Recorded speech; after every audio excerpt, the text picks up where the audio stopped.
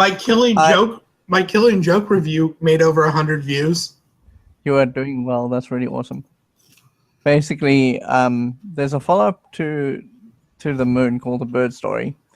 And the reason why I started playing To the Moon was because one of the LPs that I watch and like started playing it.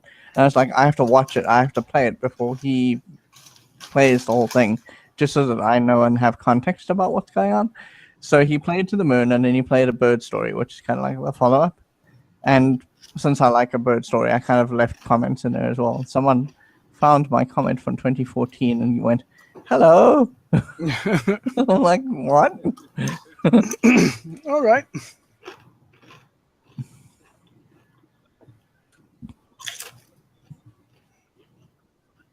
The short story. Hello. Short story. We tell short stories. Oh, okay. He's going to Barnes and Noble later for a signing. If anybody's interested. Okay, very good.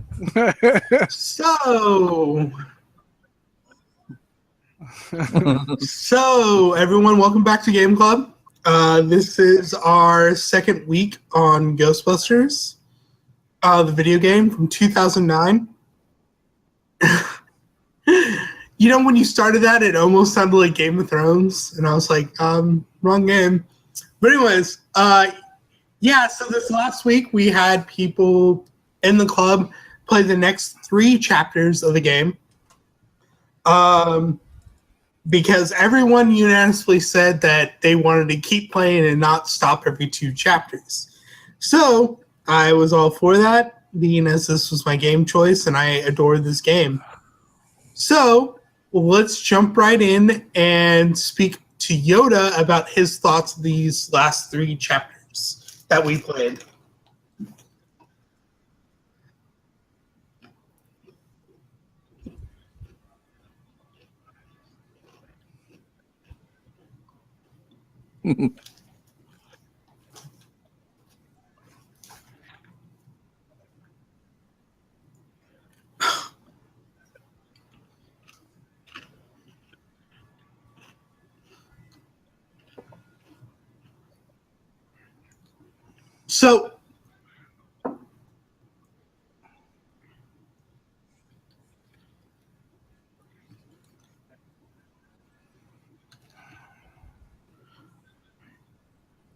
So with that being said, that kind of comes into a problem I've noticed with a lot of video games, and I guess the same can be said for when you have a trilogy of movies, is the beginning is usually really strong. The ending is really strong, so the ending will play this week, the last 3 chapters. But the middle is kind of this cesspool of nothingness, almost, where... Can I talk about that quickly? I'm going to interject. And I'm sorry, because I'm probably not going to be too vocal this episode, and you'll find out why later. But I watched a lot of the footage, and the thing that happened while I was watching the footage. Now I'm only like sort of invested in these things when I watch them, and like you said, it's exactly like that. There was a big hole of nothing going on there. You know, it's like you run from ghost to ghost and you're shooting them, but there's nothing really happening. And that was going on for like 2 hours, and then there were boss fights, and those are interesting. But it's exactly like you said, and now you can carry on, because that's exactly what I wanted to get out of off my chest.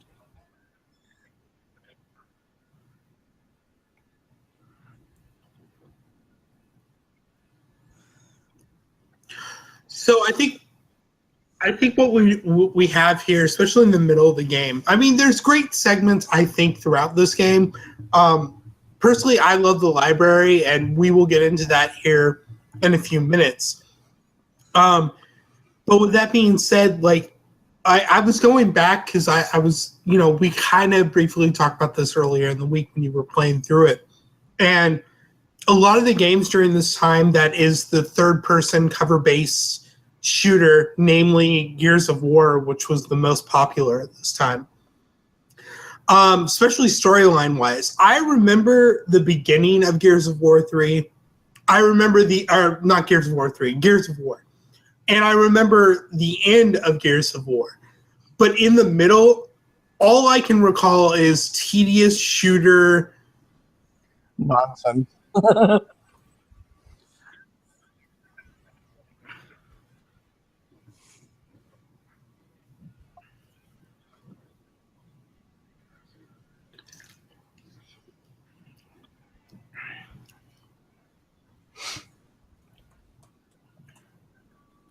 But that's a mechanic. Like the torque bow is a mechanic. Well, the area you first get more torque, giant sprawling like golden flame for an area. I thought that was. I really don't remember. But I think. Oh yeah. Okay, so what I was just basically saying is kind of like we're in the middle ground of this game, and I think especially writers focus more on beginning and ending because that's what you're going to remember the most. There's not, again, that's not to say.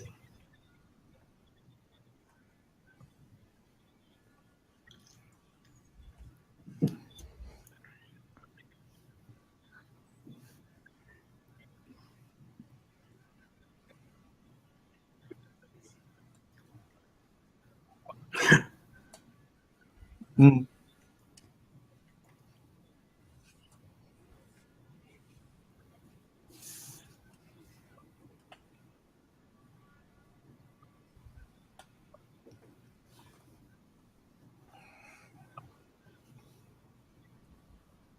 Okay.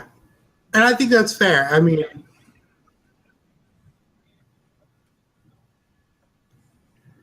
okay. And I think I think that's subjective, like you said, because I mean, I still enjoy this game throughout. I mean, yes, the middle is very, to me, it's very tedious. Yeah. But it picks back up, I think, again in the end. But that's just me personally. Screw, what were your thoughts?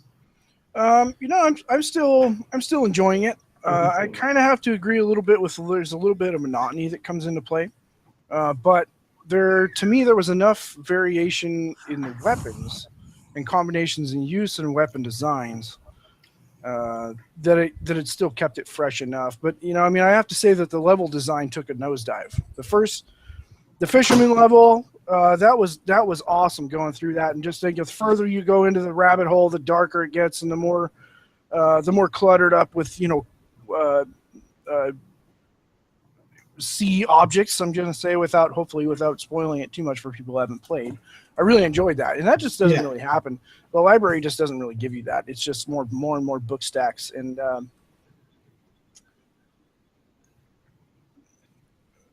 yeah. Yeah.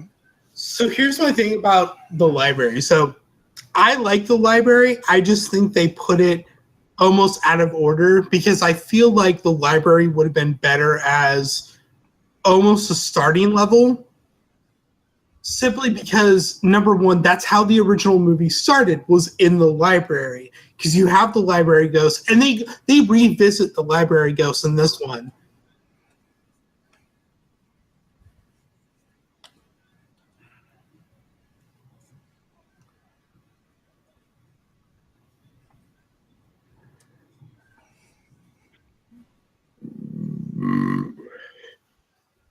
Excuse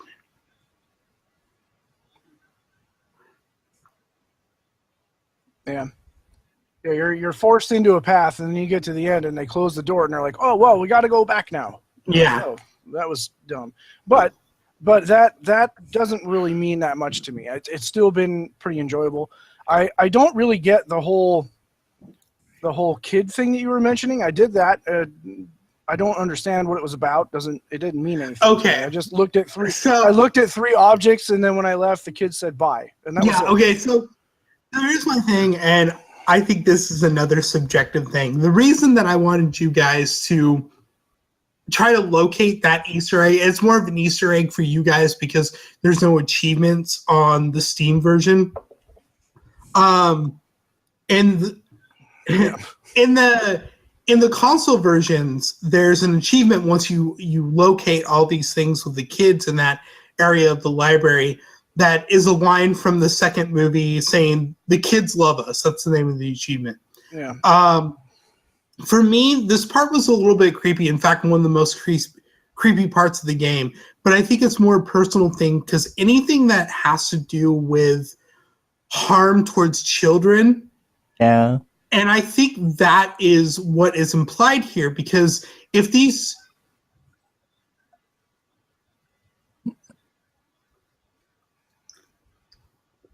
Yeah. Yeah. Yeah.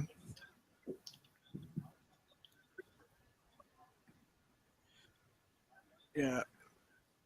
Yeah, that spot'll make your skin crawl, man, the whole time. That same thing happens in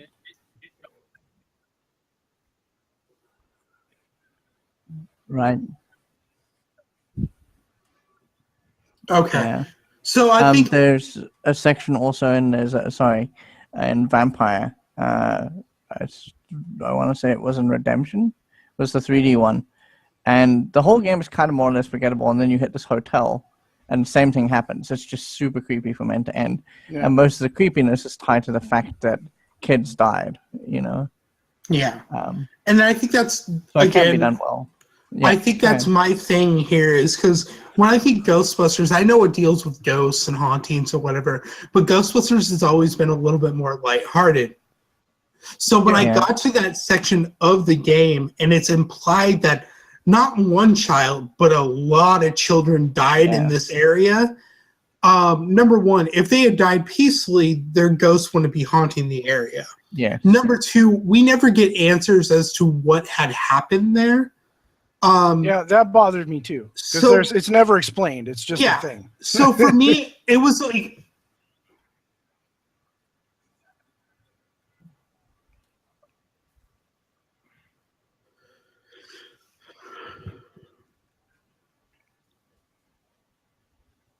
Yeah. Yeah. Everything else.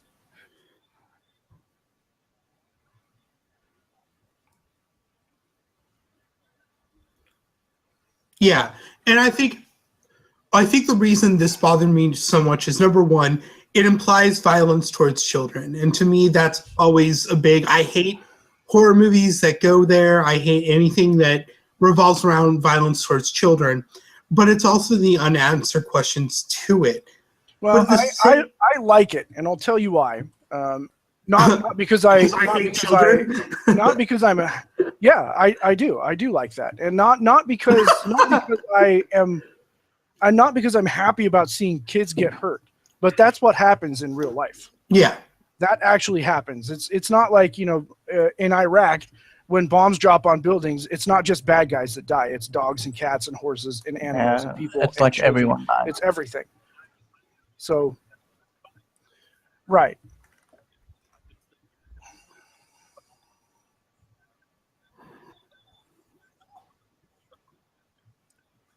Yeah, yeah. Yeah. Yeah.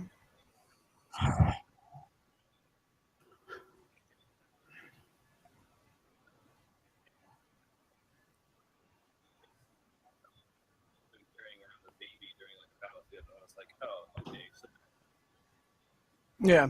Yeah. So with that being said, again, the reason I wanted you guys to try to take note of this was when I first discovered this, and you don't get the achievement until you leave the room. Right, until you've done the whole thing. Yeah, so once you leave the room and you hear the whispers of the children say goodbye, the achievement would unlock.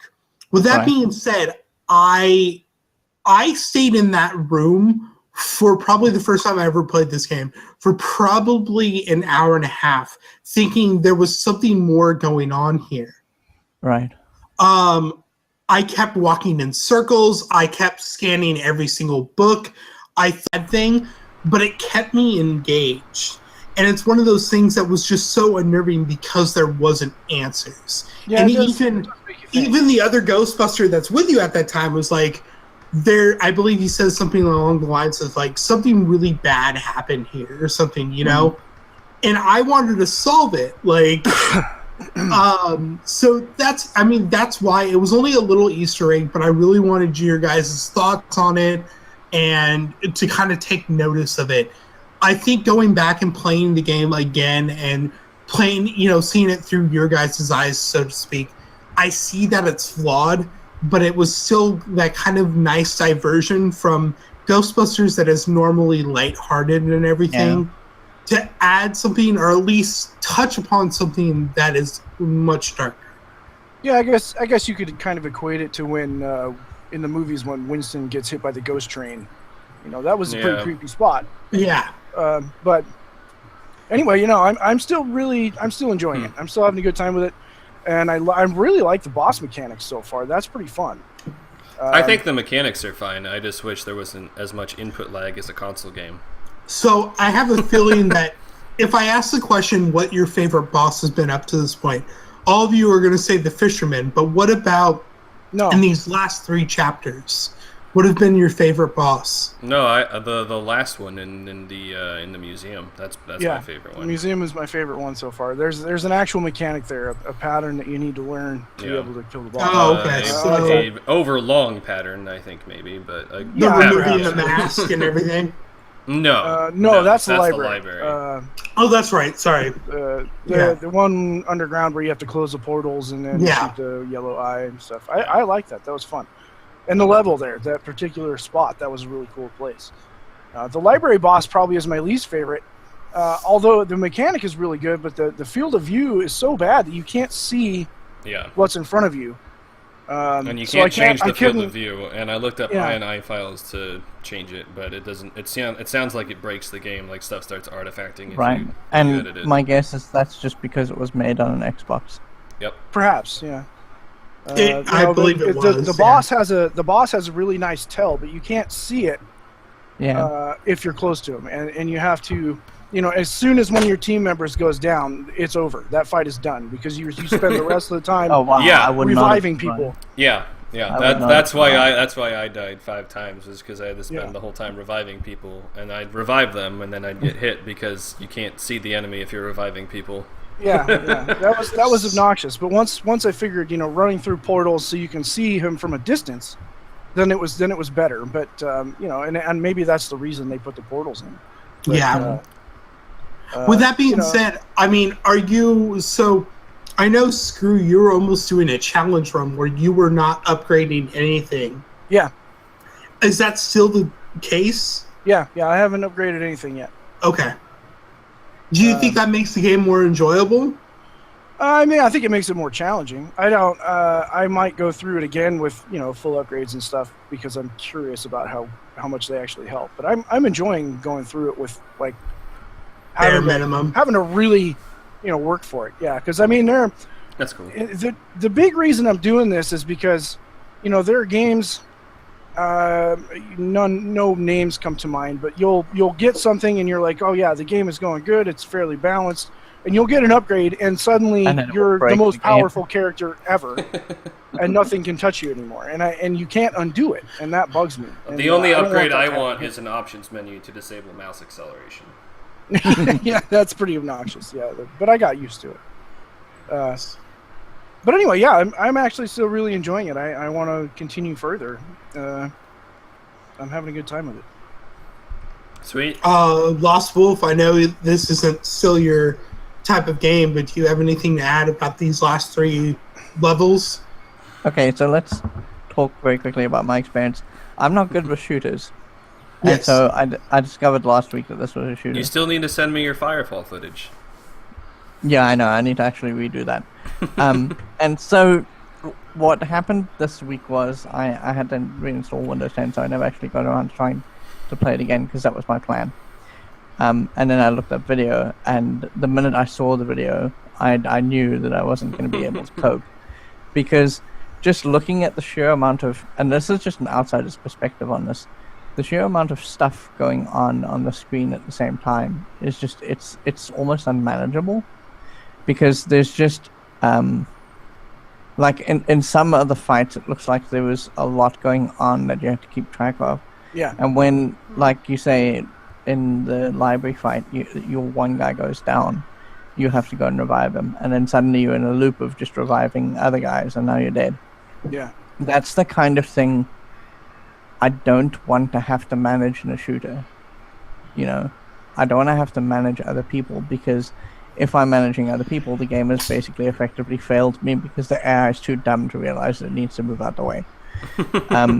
Yeah, that was another issue actually. When I was losing fights because of that, like I would get in a corner, and maybe a team member died, and I'd go to revive him, I'd get hit before it was done, and then suddenly there are two ghosts around me that for some reason I can't walk through. Yeah. And now I can't revive a my guy. favorite is when a ghost throws you up in the air and you have to spend like 5 seconds like hitting the ground and then animating yourself to ragdoll and then standing up. Yeah. And in that Yeah, whole that's time, people are shooting you with stuff and you can't react to it at all. That's fun. Right. So here's my thing about the whole reviving. I found it kind of enjoyable the first few times it happened, because it's reminiscent of the actual movie, you know. Because Vinkman gets hit with Slimer, and Bray has to pick him up. I did enjoy that clever way of teaching the player how to revive by incorporating the classic Slimer moment. But I was also disappointed at that moment, because I was like, oh boy, I know what I'm going to be doing for half this game. Yeah, I was right. Yeah, there are also instances where it's better just not to revive them, just to do it yourself and then go back and pick them up. That's what I end up doing a lot. Yeah. Was like, especially during boss battles or something. If they got knocked down, I'm just like, I don't have time for you guys right now. Yeah, I have a job to do. Yeah. The Possessor ghosts, when you first get into the History Museum. Yeah. Oh yeah, that was it. I kept losing and losing and losing, and I know part of that. Because, and again, I'm not doing your possessed teammates come after you and only you. Yeah, only you, right? And are like the most dangerous ones of them. So you have to deal with them first. And I think this is a plague of game writing and game designing. This is a game design and programming issue. Because like even this is a problem. Like even as far into gaming as having people have that issue in World of Warcraft, where you'll go on a raid, and one of the things that will happen on the raid is that the boss will then possess someone, and then the AI for the game says, because they've sort of hard coded it to say it's got to look at the person with the most threat, which is normally the tank, and then the AI will immediately go for that guy. Yeah. You know, and what's happening in this game is the same thing. They know that you're the only player character, so what happens is they don't set the AI to go for the other Ghostbusters. Oh no, they set it to go for you. Now you're distracted. Now your other team that's alive is trying to knock the ghosts out of them. Yeah. But again, without upgrades, maybe it was because I was without upgrades. I wasn't able to do that very quick. So the mechanic I ended up using, and I think this was cool. Because there is an actual mechanic to it. There's 2 rooms there. So what I ended up doing was I would let the possessions happen in one room, and then while I still had a guy up, I would run into the other room, drop a trap, and start knocking a ghost down, and I'd trap a ghost, and I'd run back in the other room and knock the ghost out of a possessed player. Right. I did the same thing. Yeah. Yep. I've done the same thing, and back to what I was saying was. Especially because you guys were talking about the level design for the library. And I still stand by it that if the library was an opening level, it would have been far better than like a middle, level. Where I thought the level design was good in the library, it was all right in the extra dimension, but it was still a little linear. Where I really liked it. I liked the extra dimension. I thought the level design was actually pretty clever in there. It was definitely a little of the here's a very narrow thing that you're on, and there's a giant thing in front of you. So good luck with that. There's no way to dodge around their attacks. But other than that, I thought it was well done. Yeah, I did like it. There was there was some verticality to it, and it was a nice looking place. But where I liked is when you finally got to the librarian, Yes. in the big open kind of old school, catacomb looking room. I thought that was really cool. That was really ambient. Right. There was it was a properly like creepy, crumbly feeling area. I really liked that. Yeah, spot. I think the modeling design for that room was cool, but level design, it was just an open circle. Yeah. Well, There yeah. wasn't anything to it. Yeah. But with that being said, I mean, in the library, for me, my favorite part was going through, and I know it's the most boring part to a lot of people, but going through the stacks themselves. Oh yeah, when Right. they're closing around you and stuff. Yeah, Yeah. because to Yeah, me, I was hoping there would be more of that, and it would start building upon itself. But by the time I was like, all right, this is starting to get not Interesting, not, and then it- and then it ended, and I Yeah. was like, oh, okay, It just ends. yeah. it's just one- like that scene was just a really nice callback to the original. There was a movie. really clever moment in that where you go up to look at a computer screen, you turn around, there's a bunch of books stacked right behind you. I Yeah. was like, all right, Exactly. that was good. Just like in the movie. That's why I liked that Yeah. part so much. I felt it was a pretty good recreation of that whole motif from the first movie. And one of the things I'm noticing now as an outsider, not actually someone playing the game, because the thing is that when you're playing the game and you're not really noticing all the extra stuff. But one of the things that has struck me while watching other people play it is that they actually do the ghosts very well when you think about it, because they've got the feel of the movies down pat, because the ghosts are all sort of semi-translucent and they all look like they could have come right out of the movies. Yeah. Yes. And that's particularly noticeable in things like the library, because it's all dark all the time. Yeah. And up when you're running towards the Marshmallow Man, it becomes apparent again because it's a big space. And so when you see a ghost, it immediately draws your eye to the ghost. And I think that part is very well done. They're absolutely nailing the way the ghosts look and feel very well. So what did you guys think of the Stay Puft battle? Oh, I like that. The hanging off the edge? Oh.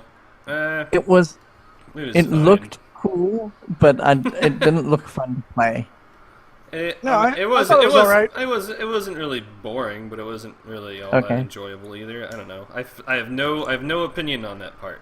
Okay. I thought it was And all what right. about- It took me a little while to figure out you have to shoot him in the face. I kept trying to Right. shoot hands to knock him off the building. That's Yeah. why This is that's not my working. problem too. I did that same thing. Yeah, I um, died once, but I don't remember why. But yeah, I don't know. It's fine. The way- Now, what did you think about the Slimer thing? The Slimer thing. Have we gotten there yet, or is that later? It might be later. It might be later. I might be crossing the streams. We're going back to the Sedgwick. hotel Yeah. later. Yeah, And I and think we- that's much where of it. Slimer comes in again, and it's Okay. pretty. Yeah, we'll talk about that next Well, week. if I but, get to fight alongside Slimer, I'll just give this game a 10 out of 10.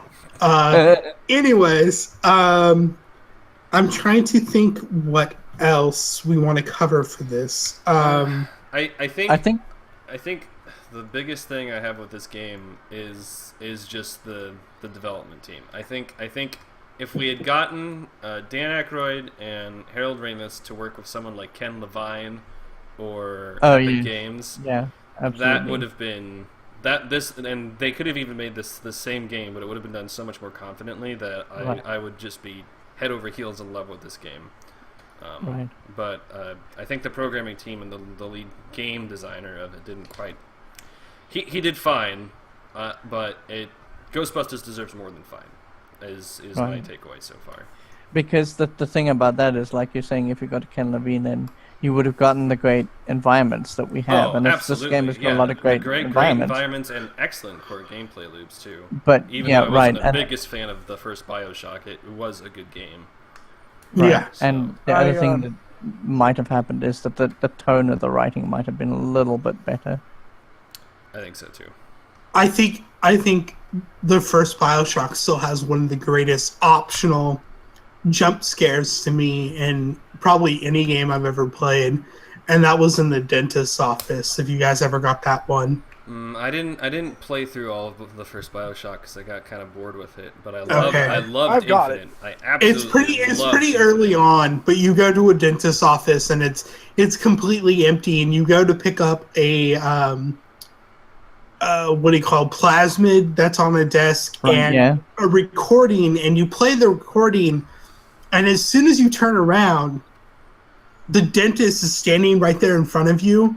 Oh, and wow. it causes you to jump and scream, or at least I did. But here's the thing. That sounds like a System Shock 2 kind of thing. He never attacks you. He never attacks you unless you attack him and don't kill him in one hit. Oh, that's cool. So, like, I remember the third time going back through the first BioShock game. There's actually I can't remember what it is. I think it's one of the only enemies you actually encounter in System Shock 2, but I think it might be even the first one. It doesn't attack you unless you attack it. So that's a nice callback to that. But that's what happens is, like, so you're in the dentist's office, you pick up the plasmid and you pick up the recording, and as soon as you play the recording, the whole room gets filled with steam. But nothing happens, especially if you're still looking at the desk listening to the recording. As soon as you turn around, he's literally right there in your face. Wow. And then your first instinct is you kind of scream and then you attack him. Right. But I noticed the third time going through the game was I just stood there and he just stands there looking at you, breathing. So it's actually programmed in. And if they had done more stuff like that in Ghostbusters to make it more creepy, that would have been amazing. Yeah, I still think one of the most creepy aspects of this game so far, to the point that we played, was the room with the kids, simply because what it implied. Okay, so here's the thing. Okay, I feel like you can't make Ghostbusters too creepy because that's not its premise. Yeah, its premise is to be a fun, silly ghost movie. Yeah, that one was definitely aimed more towards the children that they weren't expecting to appeal to. Yeah. Right. So you can only do so much of that. Yeah. Sorry. Go. No, go ahead. No, I'm done. Okay. I was just gonna say I'm still. I played things I'm enjoying a lot in this game. I really liked the Civil War battle. That was fun.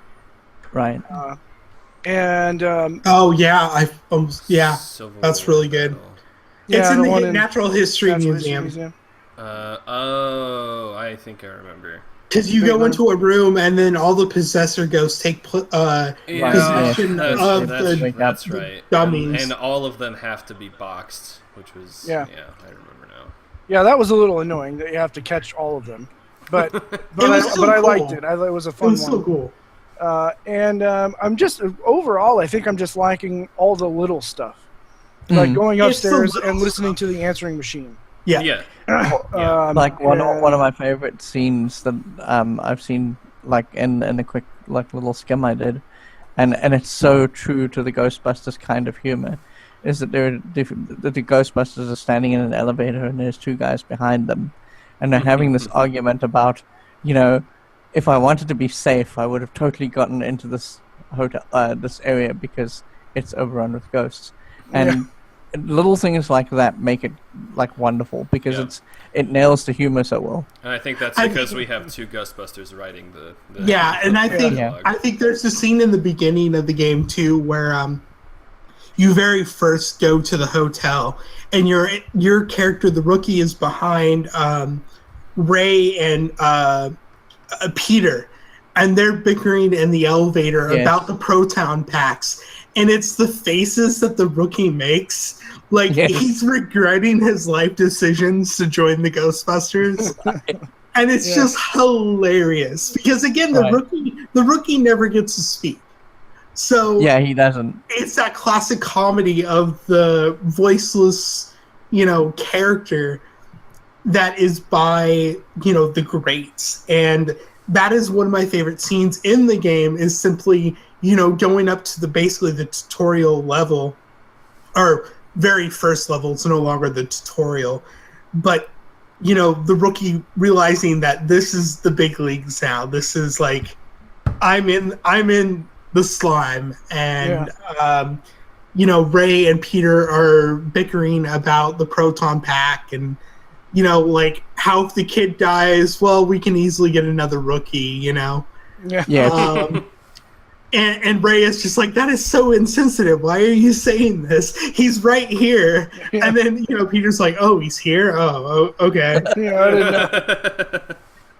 Yeah. Yeah, that was very very Peter Venkman. That was good. So, I also enjoy listening to Janine get a phone call.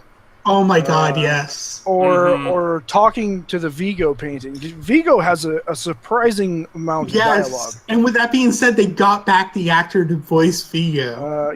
Max von Sydow voices him. I don't think Max von Sydow wasn't the actor in the movie, though, was he? He wasn't actually Vigo. He's not the painting of Vigo, no, but he was the voice of Vigo. Yeah. So, the Firehouse...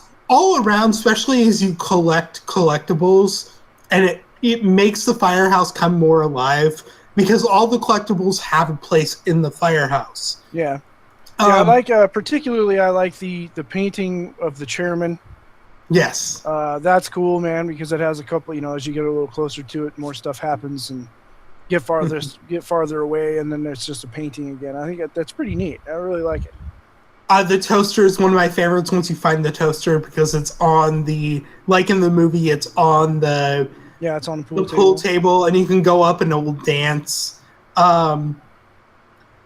With that being said, they spent the most time, and I'm grateful for it, but they spent the most time on the Firehouse itself. The Firehouse level design is just flawless. Every Easter egg that is to be found is mostly found in the Firehouse. Most of the joy from the game comes from the Firehouse. Again, I think the Firehouse is modeled very well, but I do think there are some problems in the level design with that. Again, it's not the easiest thing in the world to navigate, especially for being the hub that you're supposed to be in. And there was actually an achievement in the game that the first time you slide down the pole, there's an achievement that it's the line from the first movie is, "Hey guys, you got to try this pole." Yes. Yeah. And that's pretty much I slid down the pole, but yeah, I just enjoyed sliding down the pole. I didn't need no fucking achievements. Yeah.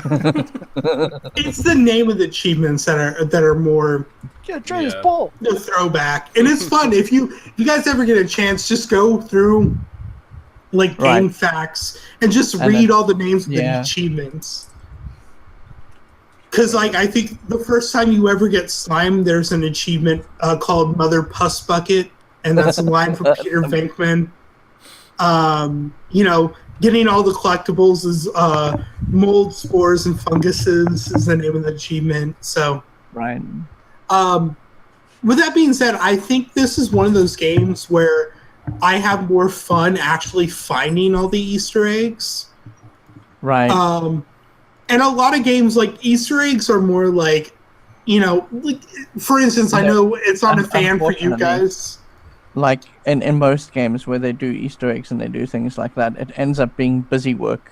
Exactly. And with this game, it's literally, because, while I was playing it, one of the fun things to do was just to flip out the PKE meter and then just to roam around. Yeah. And there's also just stuff to find as you're going around. And that's, I think that's pretty cool. And I actually like the mechanic of the PKE meter, how it takes you into first person. Yeah. I thought that was really cool. I know the graphics kind of take a dip, though, when you go into first person mode. Well, it's just a film grain because you're looking through the night vision goggles. I like that mechanic. But with that being said, I think we kind of covered these 3 chapters. And next week, we'll finish up the game and we'll talk about our final thoughts, not only just that last 3 chapters, but also for the game as a whole, basically how we felt it all came together. With that being said, I will tell you to, as soon as the credits roll, don't exit out of the game because there is dialogue during the credits. All right. So be sure to kind of stick around for some of the credits. I can't remember if it's at the end of the credits or during the credits. So you'll know it once you hear it. Yeah. But I usually roll so- through credits anyways, because sometimes there's a little end credit scene here and there in a Yeah. lot of games. So Yeah. I enjoy seeing that stuff. So, but we will finish it next week. So the last 3 Cool. chapters, and then at the end of the next podcast, we'll either roll or we'll go right to because the way it happened this time, we'll go right to Yoda's was pick Papers, of Papers, Please. Right. We So- might do that. We don't know. We'll that's- see how we feel when we get there. Okay. You don't Alright. want a Papers, Please, huh? You want a Spec Ops instead? You want to do Andrew's pick? Yeah, I want another shooter. That would actually require Andrew to join us. Yeah, it would Yeah. actually. Yeah, we had Billy for the first episode too, but Andrew wasn't here, so everyone's going in and out. But we're gonna try to fine. keep this alive for as long as we It's can. fine. No, I I've will been be enjoying this game club sort of thing. I think it's cool. Even if I don't play the games, I will actually check them out, because the thing is that my big issue, and this is I said we would talk about this.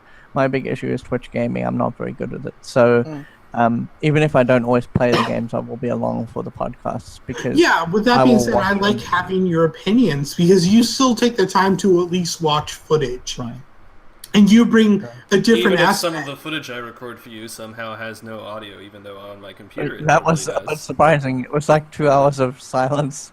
It's I was fine. like, well, I'm comfortable with skipping through some of this. It but definitely sometimes must have gotten in the mix when uploading to YouTube, because my file that I uploaded is still on my computer. It has got the and audio, it has okay. audio, so Well, go check. See, maybe you've got a strike. probably. Let's find out.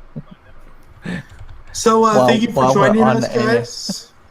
And if you want, we will be live in a few hours for our Yeah, we're gonna weekly be back podcast. in about an hour Yeah, and in a about bit, an hour. and we will regale you with like non-gaming news, because there isn't a lot of that. Yeah. Well, I've got some gaming news in the topic. Yeah, there's a Oh, little you bit can- of gaming news, but if we could finally get to our optional Oh my god, optional thing for the first time, that might be cool. that might be good, because we haven't done that for like 2 months now. Yeah. Yeah. Well, we'll see It's we'll been see a how fast while. we get through it. Yeah. All right, So- thank you, guys. Doesn't say Did you there's get a strike? Doesn't say there's a strike. It says I can add Well, you- music to it though. So Oh, interesting. maybe I can just render the audio. And then add the and then audio. just add it as music to the video. I'm gonna do that. Amazing. You heard it on the podcast. Yeah. Bye bye, folks. Thank you so much for joining us. We will see Thank you you. next week. All right. Remember, Stay if you're geeky. playing with us, we're playing to the end of the game. So Yep. we'll Yes. finish We'll be more finishing, Ghostbusters next week. The game. Yeah. And then we might want to add that to a post this week too. Hey, finish up Ghostbusters if you want to join the game club and talk to us. And we are on Hangouts, so if anyone who doesn't work with Twinstiq wants to talk Ghostbusters with us, hit us up and we'll send you the link to join in, and maybe we can talk to Ghostbusters with us. Yeah, I'd be So, fine yeah. talking with fans. So yeah, Bye bye, folks. Thank you for joining us. We'll see you next week. good night and good game.